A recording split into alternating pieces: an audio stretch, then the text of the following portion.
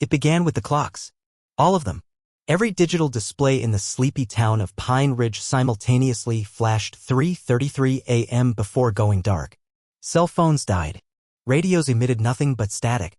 Car engines refused to turn over. And in the eerie quiet that followed, the residents of Pine Ridge experienced something they hadn't known in decades: complete silence. Well, except for the screaming. There was definitely some of that. This is either the worst power outage in history or the most elaborate marketing stunt for a horror movie I've ever seen, Jack Reynolds muttered as he scribbled notes by flashlight. As the lead reporter, and let's be honest, the only reporter for the Pine Ridge Gazette, Jack had appointed himself the official chronicler of whatever bizarre electromagnetic phenomenon had just crippled the town. At 35, Jack had perfected the art of cynical observation, a skill that made him either the best or worst person to document a potential apocalypse, depending on who you asked. His editor regularly described his writing style as if sarcasm and coffee had a baby who grew up to be disappointed with the world.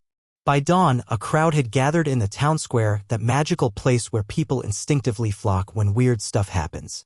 Mayor Elaine Winters, a woman who treated every crisis as a personal affront to her approval ratings, stood on a bench attempting to restore calm. "Everyone please. I've sent Officer Davis to the neighboring county for help. The power company assures me this is just a temporary." Her reassurances were cut short by a sound that seemed to vibrate through the ground rather than travel through the air, a deep, resonant hum that made teeth ache and vision blur. The crowd collectively looked up to see what could only be described as a perfect silver disc descending from the clouds, gliding with impossible grace for something the size of a football field. "Well, that's definitely not from the power company," Jack quipped to no one in particular, his journalist instincts overriding his self-preservation as he pushed forward through the retreating crowd. The craft, because what else could you call it, settled in the empty field just outside the town square, hovering 3 feet above the ground without disturbing so much as a blade of grass. No landing gear extended. No doors opened.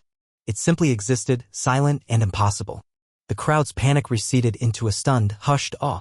Police Chief Roy Harker, a man whose normal duties involved breaking up the occasional bar fight and ticketing tourists for parking violations, looked like he was mentally updating his resume. "Everyone stay back," he commanded, his hand resting on his sidearm in what had to be the most optimistic gesture in human history. If that thing decided to get rowdy, Jack doubted Pine Ridge's entire arsenal of hunting rifles would make a dent. Dr. Vivian Palmer pushed her way to the front, binoculars already trained on the craft. As the town's resident astronomer and physics professor at the community college, she was practically vibrating with scientific excitement. "The surface appears to be a seamless metallic alloy," she announced loudly. "No visible propulsion system, no heat signature. This defies every known principle of aerodynamics." "Thanks for the science lesson, Viv," Jack called out. "Any thoughts on whether it's going to disintegrate us or just probe us?" Before Dr. Palmer could respond with what was surely going to be a withering academic retort, a portion of the craft's surface began to shimmer, like mercury rippling under a breath. A figure emerged, humanoid, tall, dressed in what appeared to be a form-fitting silver suit. Its helmet, if that's what it was, reflected everything around it like a perfect mirror, making it impossible to see what, if anything, was inside. The being took 3 measured steps away from the craft, then stopped. Everyone held their breath. Chief Harker looked like he was trying to remember if first contact protocol had been covered in his police academy training. Then, in a voice that somehow managed to sound both perfectly human and utterly alien, the figure spoke. "I need to speak with your leader." It paused, then added, "And a cheeseburger wouldn't be the worst idea. It's been a long trip." The crowd exchanged bewildered glances. This wasn't how alien invasions were supposed to go, at least according to the movies that constituted humanity's only frame of reference for such events. Mayor Winters, sensing both danger and opportunity, stepped forward. "I am Elaine Winters, mayor of Pine Ridge. We welcome you." The being's helmet tilted slightly. "You're the highest authority?" Jack snorted. "Only until the next election." The being turned toward him. Though he couldn't see eyes behind that reflective surface, Jack felt the weight of its attention like a physical thing. "You, the one who observes and records. You will be useful." The being pointed at Jack, then at Dr. Palmer. "And you, the one who understands the stars. You as well." Before anyone could react, both Jack and Dr. Palmer were enveloped in a cone of soft blue light. Jack felt a tingling sensation across his skin, like static electricity but more purposeful somehow. "Hey now," Chief Harker protested, finally drawing his weapon. "You can't just take our people." "I am not taking. I am borrowing. There is a difference," the being stated flatly. "I require their assistance to deliver my message." "And what message is that exactly?" Jack asked, finding his voice despite the bizarre situation. The being turned its featureless helmet toward him again. "The message is simple. Your planet has 24 hours to prove itself worthy of continued existence." And just like that, the day got significantly worse. Within hours, the small town was overrun with government vehicles. Men and women in dark suits and military uniforms established a perimeter around the spacecraft, erecting tents and mobile command centers with practiced efficiency. Locals were instructed to remain in their homes, though most ignored this directive in favor of gawking from a distance deemed safe by authorities who clearly had no idea what safe meant in this scenario. Jack and Dr. Palmer found themselves in an impromptu debriefing inside the town hall, surrounded by stern-faced officials. Leading the questioning was Special Agent Diana Foster, a woman whose crisp pantsuit and perpetually arched eyebrows screamed, "I've seen things that would make your conspiracy theories look like bedtime stories." "So this alien, just selected you two at random?" she asked for what felt like the 100th time. Dr. Palmer sighed. "As I've explained repeatedly, Agent Foster, the selection wasn't random. It specifically identified Jack as one who observes and records and me as one who understands the stars. It was clearly looking for particular human archetypes or professions. And it wants a cheeseburger," Jack added helpfully. "Don't forget that part. I think that's critical information." Agent Foster's eyebrow climbed higher, a feat Jack wouldn't have thought physically possible. "Mr. Reynolds, does everything have to be a joke to you?" "Only the absurd parts, which is roughly 90% of this situation," Jack replied, leaning back in his chair. "Alien shows up, demands to speak with our leader, then decides the mayor of Pine Ridge isn't high enough on the food chain and selects a small-town reporter and an astronomer as its liaisons instead. Oh, and it's threatening to end our existence. Forgive me if I'm coping with gallows humor." "The being hasn't made any further attempts to communicate?" a military officer asked from the corner. "No," General Agent Foster replied. "It returned to its craft after the initial contact. Our attempts to establish communication have been unsuccessful." As if on cue, every phone, tablet, and computer in the room suddenly lit up with the same message: "Send the observers. Alone. Bring sustenance." Jack looked at Dr. Palmer. "I think that's our cue. And someone better find a damn good cheeseburger. This is either the greatest story of my career or the last story of my life," Jack muttered as he and Dr. Palmer approached the spacecraft, flanked by nervous military escorts who would go no further than the designated safe zone.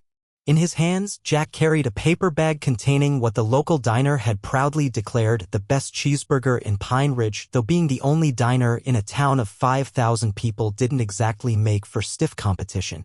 Dr. Palmer clutched her tablet, having insisted on bringing it despite security concerns that the alien might somehow hack into global defense systems through a consumer-grade device. "This is unprecedented, Jack. Do you realize what this means for humanity? For science? For our understanding of our place in the universe?" "I'm more concerned about our place in that thing's digestive system," Jack replied, nodding toward the spacecraft. "What if the cheeseburger is just an appetizer?" As they reached the craft, the same section of the hull shimmered and parted. The being stood waiting, its mirrored helmet reflecting their anxious expressions back at them. "You have brought sustenance?" it asked, its voice somehow coming from everywhere and nowhere at once. Jack held up the paper bag. "One cheeseburger, medium rare, with all the fixings. Would have brought fries too, but I wasn't sure about your position on potatoes." The being took the bag with surprising delicacy. "Your attempt at humor masks fear. This is a common response. It is unnecessary." "Oh, is it? Because the whole prove yourselves worthy of continued existence ultimatum didn't exactly sound like you came in peace," Jack countered. The being tilted its head again, a gesture that was becoming familiar. "Enter. We have much to discuss and limited time." The interior of the craft defied expectations. Instead of the sterile, high-tech environment Jack had anticipated, they entered what appeared to be a perfect recreation of a mid-century modern living room, complete with a leather sofa, coffee table, and even a record player softly emitting jazz. Please be seated, the being said, gesturing to the sofa. This environment was constructed based on your cultural archives to provide familiar surroundings for our conversation. You got all this from our cultural archives? Dr. Palmer asked, cautiously taking a seat. This looks like it came straight out of a 1950s magazine. Your species has a strange attachment to nostalgia, the being replied, unwrapping the cheeseburger with methodical precision. It was from this period that we received your first significant broadcasts. The being reached up and, with a simple twist, removed its helmet. Jack and Dr. Palmer gasped in unison. The face beneath was unnervingly human, almost too perfect, like a composite of every attractive actor Hollywood had ever produced, lacking any distinguishing features that would make it memorable. You were expecting something more alien? The being asked, a hint of amusement in its voice. Tentacles would have been on brand, Jack admitted. Or at least some interesting ridges on your forehead. The being took a bite of the cheeseburger, chewed thoughtfully, then nodded with apparent satisfaction. Protein, carbohydrates, fats. Simple but effective nutrition. I don't think our culinary achievements are going to save the planet, Dr. Palmer interjected. You mentioned a message? And something about proving ourselves worthy. The being set the burger down and fixed them with an unnervingly direct gaze. I represent a collective of civilizations that monitor developing worlds. Earth has reached a critical juncture. Your technological advancement has outpaced your ethical development. This is a dangerous imbalance. So you're what, cosmic hall monitors? Jack asked. We are custodians of stability, the being corrected. Your species is on the verge of developing technologies that could threaten not only yourselves but the delicate balance of this region of space. Dr. Palmer leaned forward. What technologies specifically? Your quantum computing initiatives are approaching a threshold that would enable you to detect certain aspects of reality previously hidden from you. This comes with responsibilities your species may not be prepared for. Jack frowned. So you're here to what, flunk us? Hold us back a grade in cosmic school? I am here to evaluate and, if necessary, implement containment protocols. The clinical way it said containment protocols sent a chill down Jack's spine. And what exactly does that entail? A localized adjustment to your planet's physical laws that would make certain technological advancements impossible. Your civilization would continue, but within parameters deemed safe. Dr. Palmer looked horrified. You can selectively alter physical laws on a single planet? That's impossible. From your current scientific understanding, yes. The being took another bite of the cheeseburger.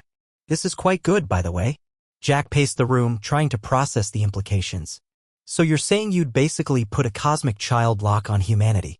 Keep us from touching the dangerous stuff. An apt metaphor. And who decided your collective gets to be the parent in this scenario? Jack demanded. What gives you the right?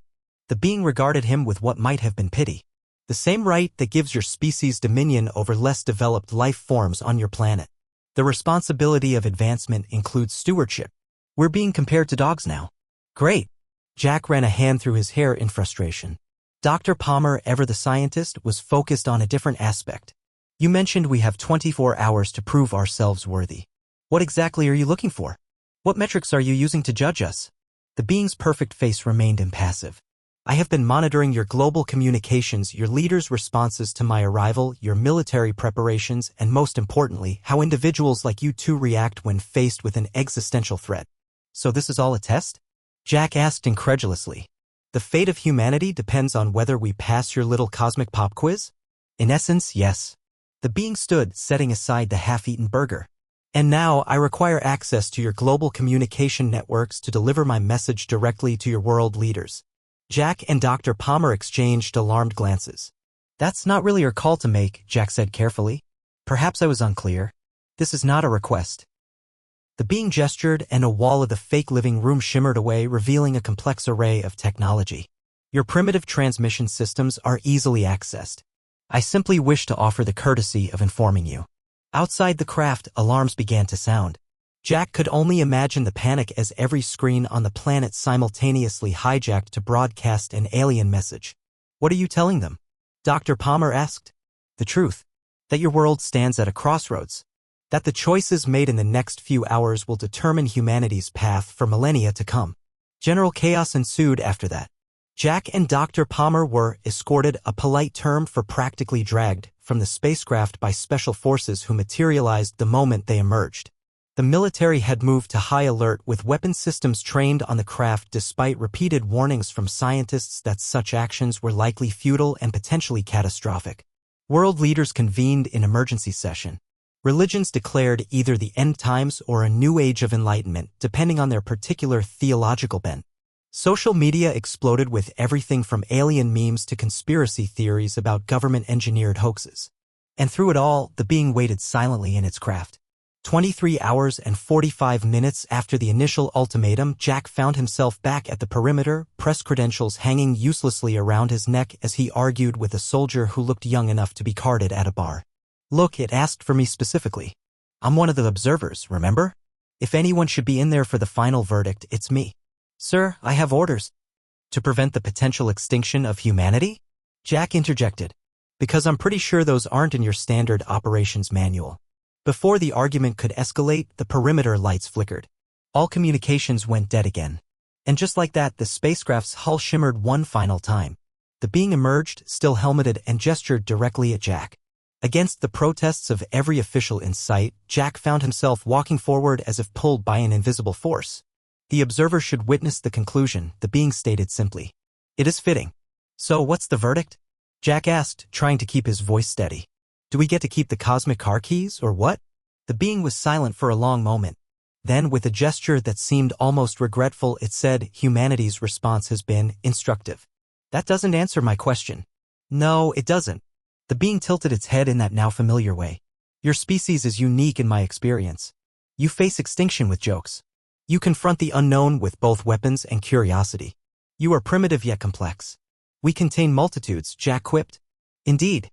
And that is why I have decided against the recommendation of my collective to grant you a reprieve. Jack blinked in surprise. A reprieve? As in, you're not going to put us in the cosmic corner. For now, you will be allowed to develop without interference. But we will be watching. This is not the end of your evaluation, merely a stay of judgment. Relief flooded through Jack, quickly followed by suspicion. Why? What changed your mind? The being removed its helmet one final time, revealing that eerily perfect face. You did, and others like you, those who, even facing annihilation, maintained your essential nature. Your curiosity, your defiance, your humor in the face of darkness. These qualities may yet save you from yourselves. With that enigmatic statement, the being replaced its helmet. We will meet again, observer, when the time comes. Before Jack could respond, the being re-entered its craft. Within moments, the massive disk rose silently into the sky, accelerating at an impossible rate until it was nothing but a pinpoint of light that vanished among the stars. As government officials rushed forward, pelting Jack with questions he couldn't possibly answer, he looked up at the empty sky and muttered, "Next time, bring your own cheeseburger." And just like that, all across the world, the silence that had gripped technology for 24 hours lifted. Phones rang, computers booted, engines turned over. Life resumed its normal pace as if nothing had happened. Except everything had changed.